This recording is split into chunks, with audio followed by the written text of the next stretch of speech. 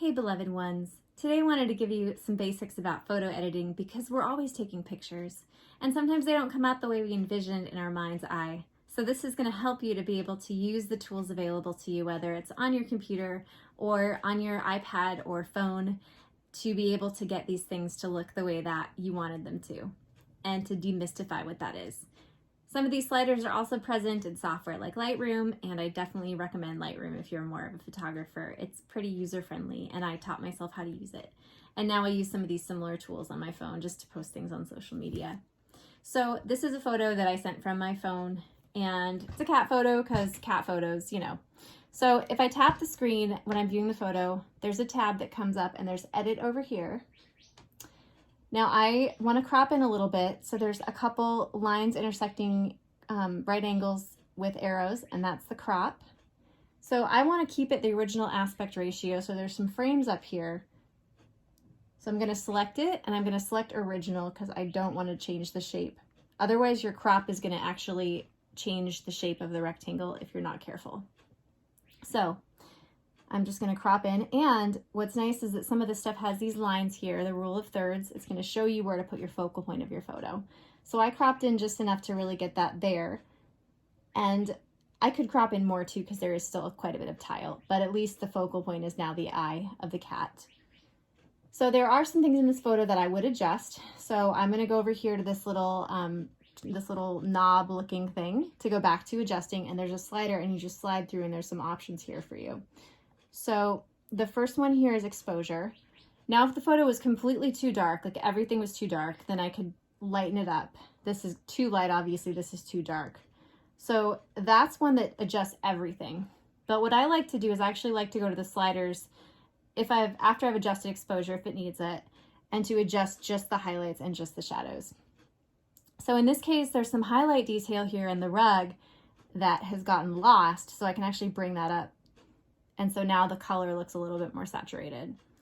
And then I'm going to go to the shadows, and I'm going to brighten up the shadows just a little bit. Now the thing is, you don't want to go overboard with these edits or it won't look natural. I probably overdid the highlights a little bit here, but I'm just going to keep moving here. So this is contrast, and contrast is going to change kind of the intensity of the brights and the darks so that they kind of play off each other. So I use it if the photo looks kind of flat, like the color contrast just isn't very good. It's not very engaging. So I'm not really going to do much with this photo because I feel like it's a little too intense doing the contrast, but that's what it does. So the next one here that I use quite a bit, you can also lower the contrast if you need to, is the saturation. If I decided, hey, you know what, the colors in this photo are not that interesting, but I think there's some really cool blacks and whites that play off each other and it could look cool in black and white, then I can go to saturation. I can desaturate it all the way to black and white.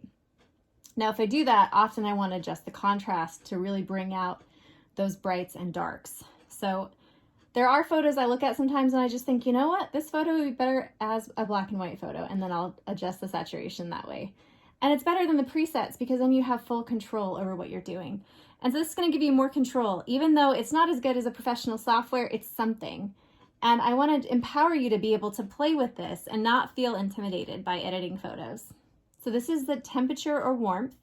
So I look at this photo and it's actually a little bit too warm because the lights in this room are kind of yellow.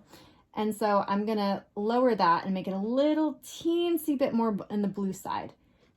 Now the other one that I use a lot is tint, because sometimes things look green or they don't look green enough. If you have a picture of like a beautiful scenery photo and it's all green, sometimes your white balancing in your phone is going to be like, oh, that's too much green. It needs to be balanced, and that'll actually make it too pink. So you can go the other direction.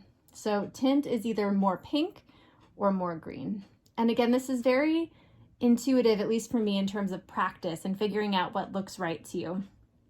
And it's also important not to overdo it because your phone screen is not going to look exactly the way it will be when it's printed. So just be aware and don't over edit because you might come out with a photo where the color doesn't look right. So those are the tools that I wanted to show you, and I'll review them again. So we have, I'll just go backwards since I'm already here. We have tint, which sliding it one way makes it more green and sliding it the other way makes it more magenta. And then we have temperature, or warmth, which sliding it one way makes it more blue, and sliding it one way makes it more kind of red or orange. And then we have saturation, which putting it one way makes the color really, really intense or makes it less intense all the way to black and white. And we have shadows, which darken or lighten the darker parts of the photo. So in this case, with my photo, I wanted to lighten the shadows a little bit. And the highlights, which bring up detail in the brightest parts of the photo. So you can either bring it down or up. I wanted to actually darken the highlights just a little bit in this photo. And then your general exposure, which brightens or darkens the whole photo. So, and then the crop, which is over here. So there's also some presets on here, some filters you can try, but I would encourage you to try editing it yourself, because for me, at least, I'm kind of a purist. I like the photo to look the way that I envisioned it when I took it. And so I wanted to give you the tools to be able to do that. But again, be creative, try things out, and learn by play.